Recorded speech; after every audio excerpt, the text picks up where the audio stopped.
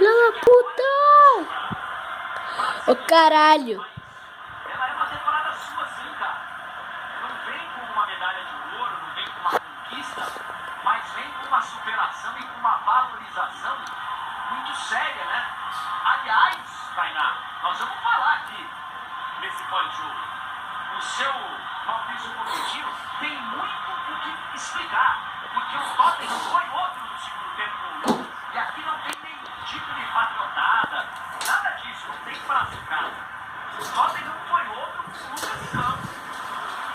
Foi mesmo, eu achei também, acho que o primeiro tempo foi fraco, né, do Tottenham, acho que dá pra gente dizer isso. E na segunda etapa, principalmente depois da entrada do Lucas, né, Mauro, mudou a cara desse time do Tottenham. Mudou já um pouquinho, já havia mudado, né, André e Tainá.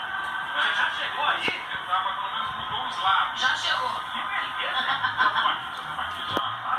E metamorfose necessária, André. O som foi pro lado direito. Pai, quem é que vai gravar pra mim? Eu quero gravar. Ficou no 4-2-3-1 a equipe do Pochettino, mas o Kane não tava legal, Dele Alli muito mal, o Eriksen discreto, o Sousa cresceu no segundo tempo e cresceu também com a entrada do Lucas Moura, 16 minutos. Pai, vai demorar muito pra entrega da taça.